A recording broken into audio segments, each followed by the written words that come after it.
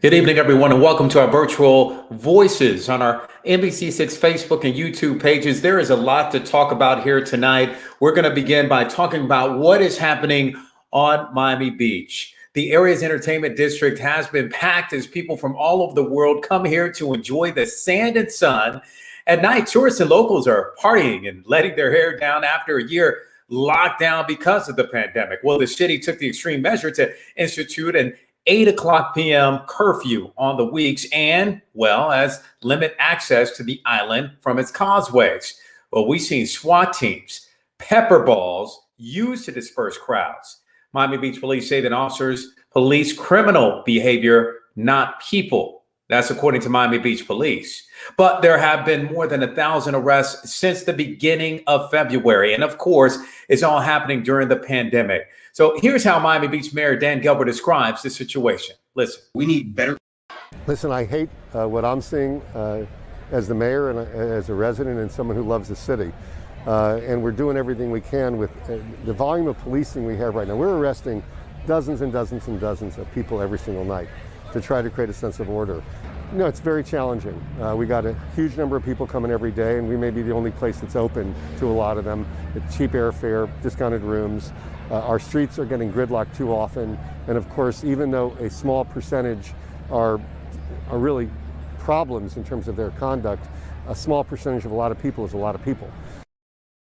Say that the SWAT team, the extreme crowd control measures, and the limiting exposure to the area are happening because the crowd is mostly Black. So with us now here to discuss is Stephen Johnson. He's the chairman of Miami-Dade's Black Affairs Advisory Committee, and Glendon Hall. He's the chairman of Miami Beach's newly formed Black Affairs Advisory Committee. I want to thank you both for being here with me this evening. Thanks for having us. Thanks for having us. You got it. So let's start off. When you look at the video from the past days from Miami Beach's entertainment district, many of the people partying in the streets are Black. So Glendon, you were there this weekend. What did you see? Well, you know, when I was there, I made sure I was down there 3 times actually. And I made sure I went down there on Saturday night because I wanted to make sure I had a first-hand view of what was going on. I find it to be, you know, a very, very important duty for me to do this. And when I went down there, every night was calm. And then even when I went down on Saturday night, where they actually made the changes for the curfew, it was calm initially. And this is a testimony of the great work that, you know, Miami Beach has. The police have a group that they work with called Goodwill Ambassadors that worked all day tirelessly to keep everything calm. And then, you know, we're going down and checking everything out. And then I noticed a SWAT truck, right? And what was really disturbing is that even the police I was with, they didn't even know it was there, right? So this SWAT truck actually came from Coral Gables, right? Unbeknownst to the police that I was with. And it was surprising to them. And so while we were calming everything down on 8th Street and the Ocean Drive, we were dispersing the crowd. The Goodwill Ambassadors were doing that. All of a sudden, this SWAT truck shows up out of nowhere, and nobody knows why. And of course, these guys come out with their AR-15s out here flexing.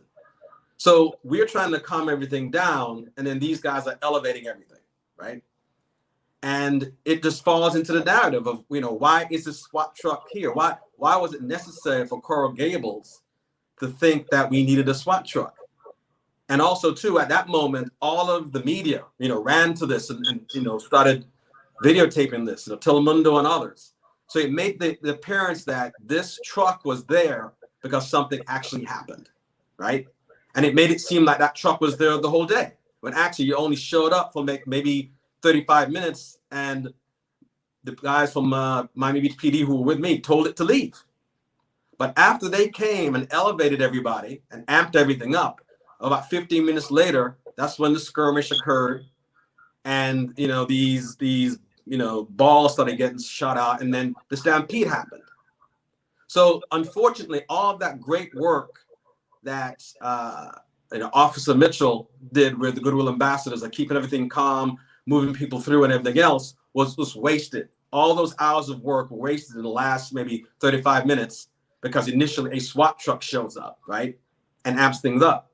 And when I talked to the chief afterwards, that's like, Chief, what happened? I mean, why was this truck here?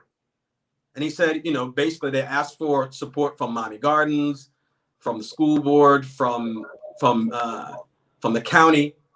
But, this was done at the last minute because I guess everything was announced at 4 o'clock. So he was not advised that the SWAT truck was coming. And I've known him for 15 years. I have a good relationship with him. So he told me that, right? So I believe what he said.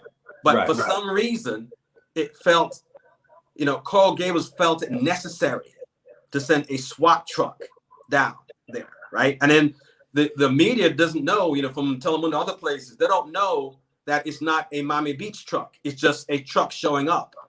But it caused a lot of damage, right? It caused a tremendous amount of damage because it was not needed. No, and we're going to talk a little bit more about that because it seems that some have forgotten that by bringing the optics of things, by bringing trucks like that into an area, especially if there isn't anything that has occurred, the optics of it and how it can look. So, Stephen, I want to bring you into this conversation because several people, you just heard Glendon right there, several people, including even Luther Campbell, criticized the use of the SWAT team and the pepper balls after what he saw last year in Minneapolis and elsewhere. So what message does that send? So when I watched it on TV, the first thing I harkened back to me was, well, they might as well just brought out hoses at that point, right? Like, this is what we've now come to clear the beach. And I objected because there's a simple reason why the behavior was objectionable. The city of Miami Beach announced this curfew at 4 p.m. at a press conference. At 8 p.m., the curfew began. You mean to tell me you don't allow Glendon and the Goodwill ambassadors and the police officers who are trying to clear 8th and Ocean, because that's what we're talking about, right? We're talking about 8th and Ocean. You don't allow them to do their job on this newly enacted curfew that nobody had any idea or knowledge about?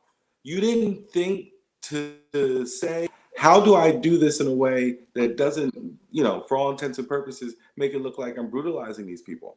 And I've heard a lot of feedback from a lot of Miami Beach residents, and they're angry because of some of the things that have gone on this weekend. But what I like to remind everybody is this: the people getting sprayed with pepper balls, the people in that stampede that was caused by that, they weren't jumping on anybody's cars. They weren't at that moment doing anything illegal.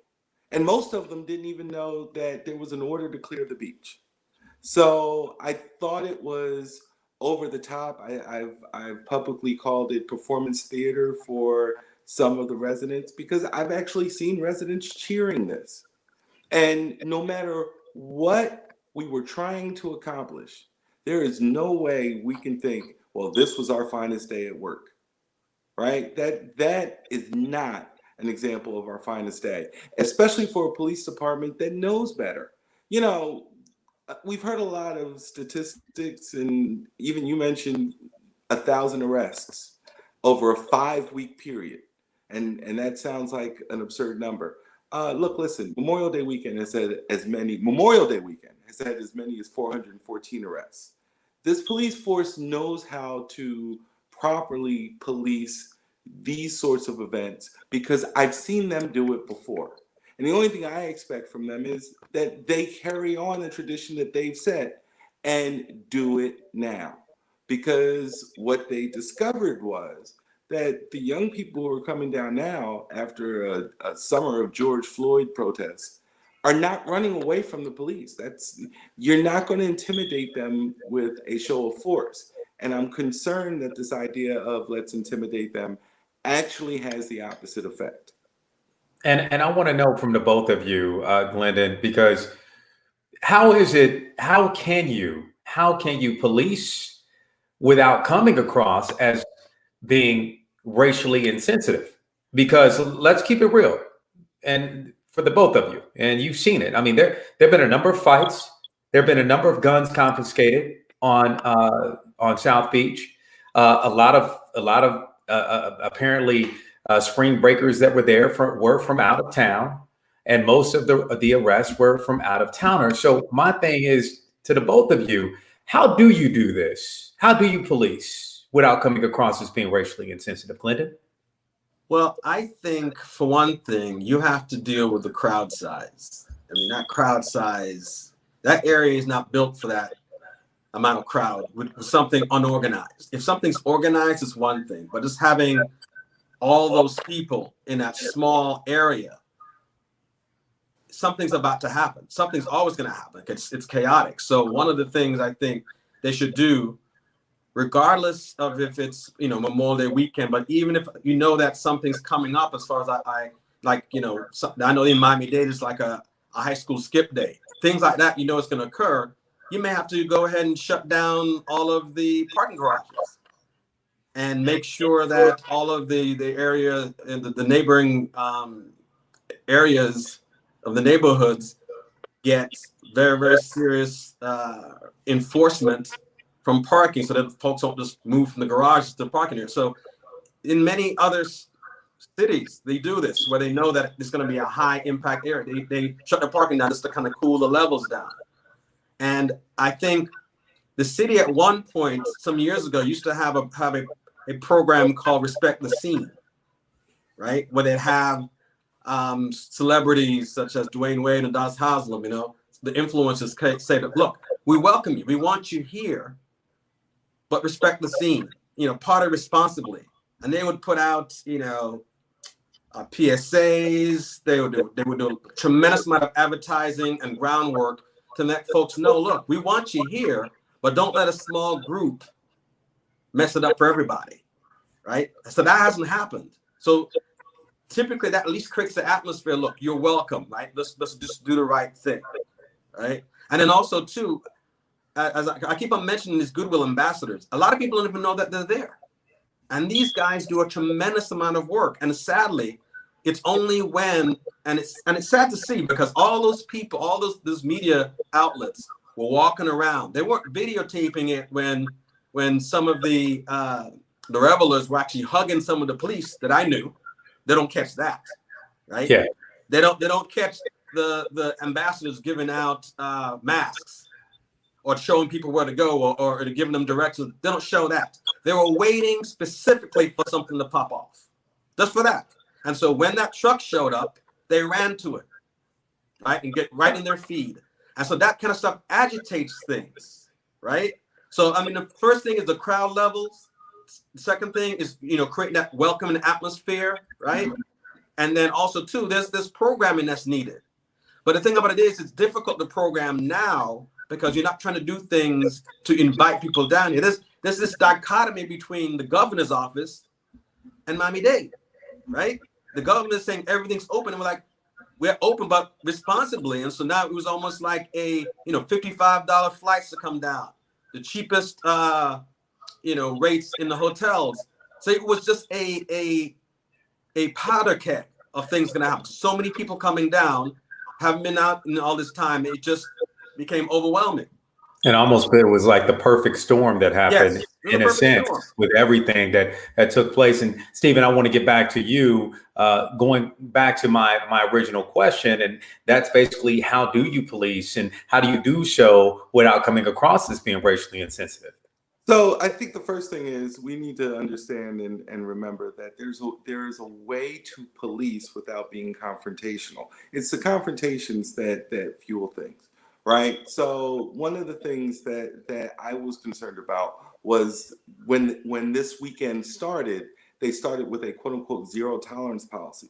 And I don't like zero tolerance policies in and of themselves because it puts officers in a disadvantage, because it creates a need for an officer to interact with someone unnecessarily. And those things add up over time. So a traveler is going to see it happen once, twice, 4 times.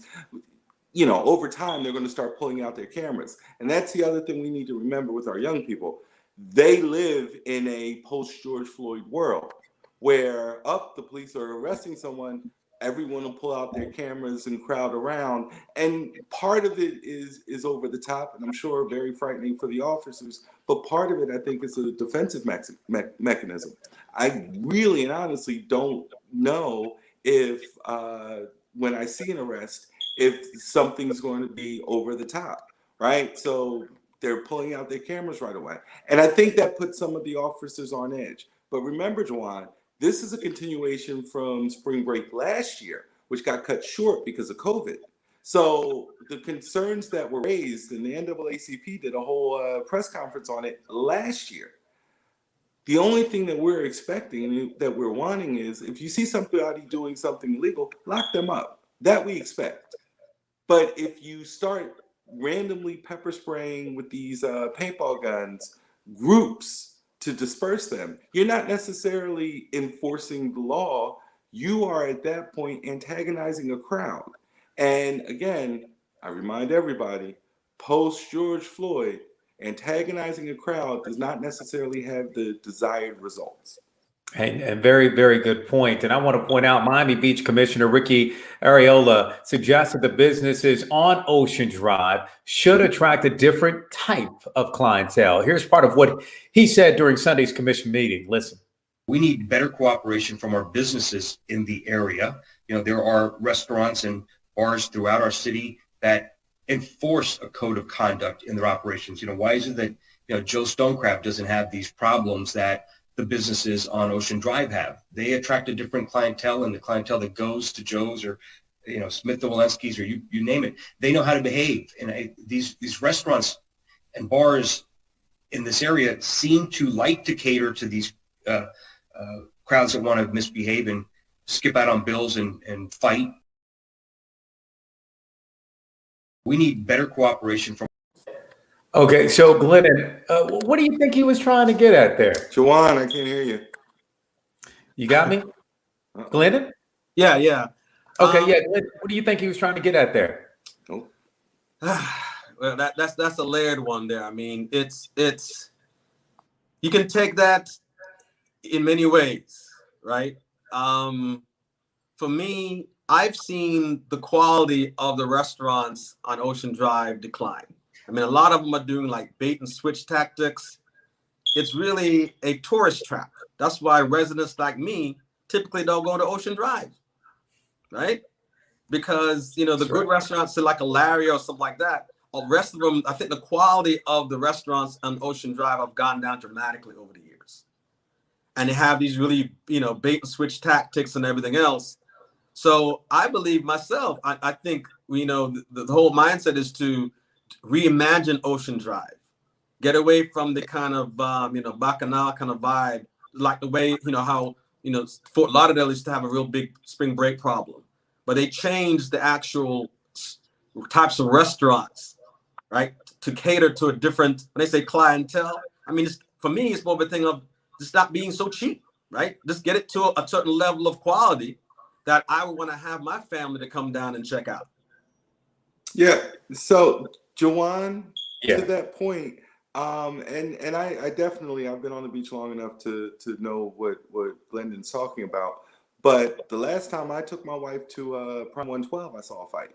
So it doesn't necessarily matter where you are. And I'm a little concerned and wary when we have these sort of conversations about a different type of clientele, because sometimes it's a code word for let's find a way to have less Black people. And the one thing that I remind everybody, and I don't care if you're white, Black, or Hispanic, in 2021, Black folks are going to go where they want to go, right? And that, it doesn't matter, and I mentioned this in a tweet to the mayor of Miami Beach. It doesn't matter what you do. If Black folks want to be there, we're going to be there. And me personally, I will be supportive of that. I won't condone any bad behavior, right? But our history with this country is long and complex. And the one thing I'm very, very, very concerned about and on alert for is when people start talking about we want to change the clientele and forget the Black traveler, right? I can understand wanting an older crowd. I get that, but you can do that through programming. If you had Tony Braxton performing, you probably wouldn't have had all those kids at that corner, right? And I can understand why they chose not to do that. But there are ways to still acknowledge and create, and Glendon and I have talked about it, create programming that will attract the Black tourists to Miami Beach, because Miami Beach has a long history of requiring Black folks to have a card to get over there. So, you know, some part of this, they're a victim of their own history. Hey, man, I want to thank both of you guys for this conversation. And of course, we could probably talk about this more and more. And but I really appreciate you both. And thank you for all the work you both continue to do in our community. Thank you both. Thanks, thanks, Jawan. Thanks, Glendon. You got it. You got it. Well, moving on now, an outpouring of support continues in South Florida and around the country for the victims and families of the tragic shootings earlier this month in Georgia. The tragedy hit closer to home when officials in Atlanta said that the gunman was probably planning to carry out similar attacks here in Florida. A prayer vigil was held in South Florida to honor the victims and to call for an end to the target violence against the Asian American community. There's been an uptick in anti-Asian violence across the country after former President Trump and others repeatedly referred to the coronavirus as the China virus. Winnie Tang is the president and executive director of Florida Asian Services. She joins us now, and we have you muted, so we're going to take you off of mute, Winnie. There we go. There we go. Winnie, good evening to you. How are you doing? Jawan, I see you. Thank you for giving us the chance to talk about a very important issue. Absolutely. Well, I wanted to ask you, Winnie, about your thoughts. Are you aware of an uptick in violence against Asian Americans in our area here in South Florida? So far, we haven't seen anything but since last June, we have not really heard about seeing anything happening in South Florida. However, before the right after the pandemic starting, we have seen a few cases happening in the South Florida, and then in the Western, we heard about it, and then in Miami, and then also in Hialeah. But then after we shut down, and then we don't really see that many things what's going on in South Florida. And we also heard about there's something happening in Sarasota. But now we thought that we are good, and then but this couple of days after we've been focused working on these issues, and then we starting also hear friends to be more focused and seeing what they need to do. So the friend they starting to talk about more. So we also having some cases we heard about it, and then some people go to a grocery store to shop, and then someone have been telling them to go back home. And then same thing in just happened I think a couple of days ago in Brickell. That have similar type of verbal thing to talk to them. So I think it might be we don't know about much, and now we starting building the awareness. So the friend and the community starting pay attention to it, and then we want to bring this information to the community. And if it happening to us, it happened to one, it just meaning happening to everybody. So we will not be just sit and watch what's going on. But now we just heard about there's some other one happening in Sarasota, and I just got a new case, and then she told me about in a country club, and she was like playing a mixed tennis match, and somehow her opponent is deliberately hitting the tennis ball directly toward to her head and her upper body. So I think now we need to look at that more seriously when I heard about that kind of incident taking place. Oh my goodness. So what I want to ask you personally, Winnie, have you experienced any anti-Asian sentiment in the last year yourself?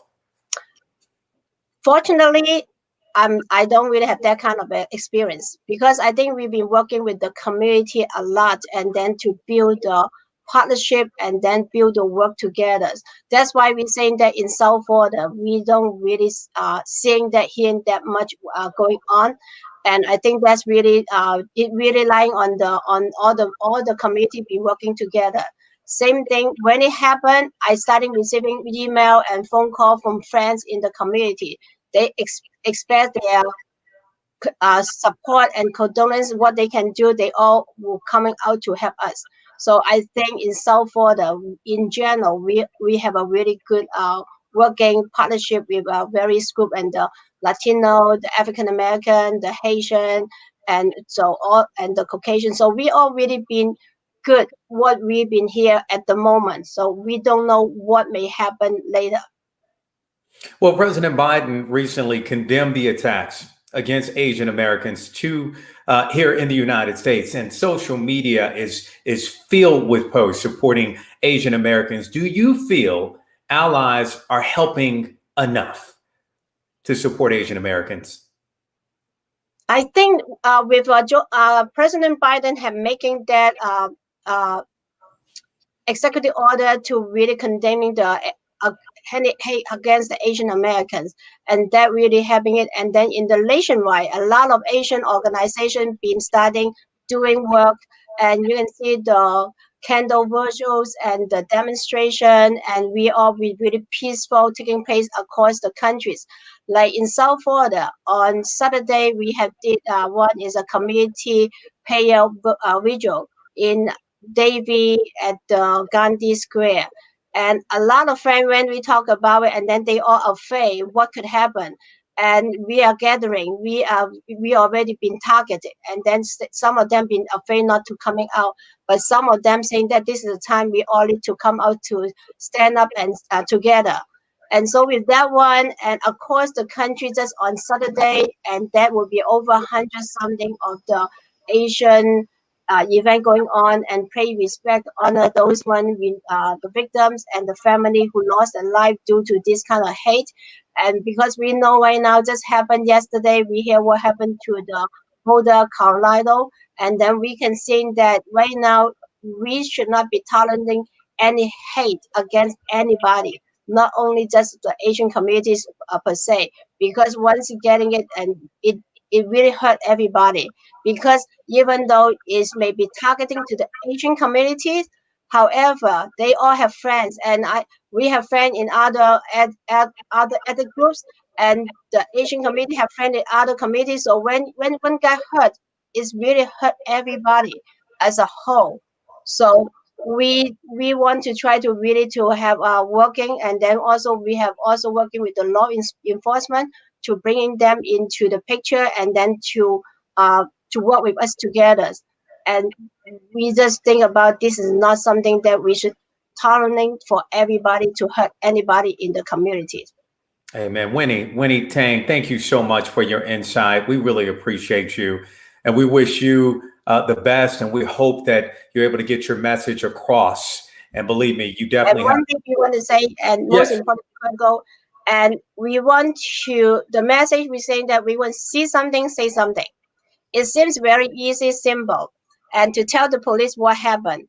And the case that I heard it from Sarasota, and the person who got really calling to call the police reporting the incident, but somehow the police doesn't want to record her case because they say there's no assault, there's nobody hurt, and they don't want to really do anything about it. So I really want all the minority Asian community, when they got the message, not just call the police, and then they should also call the FBI, and then which they have a number to say that 1-800 call FBI. And also in the Asian community, also we have and the one to really come to saying that to stand against hate, and that all to go to report it. And the one thing really important, we need to report our case. And then if there's no case on the record, the police will not say there's nothing happened. So we want to work with the state attorney's office and the FBI office, and then and also the local community. So we want everybody can, if they feel they don't comfortable to talk to the police, talk to their community leader, so we can help them to reporting the case and working together as a family together. Stand against hate. Winnie, thank you so much. Very well said. Well, that's you're very welcome, Winnie. You're always welcome on the show, by the way. I take that one. You got it. You got it. Thank you. Well, that's our show for tonight. You can watch this program this Saturday morning on NBC6 at 9 a.m. 9 a.m. I know the time continues to change, but 9 a.m. Be sure to follow me on Instagram and Facebook. I'm also at Jawan NBC6. You can message me on social media if you have a story idea. And before we go, remember, education is the key to success. If you believe, you will succeed. We'll see you next time. Have a great week.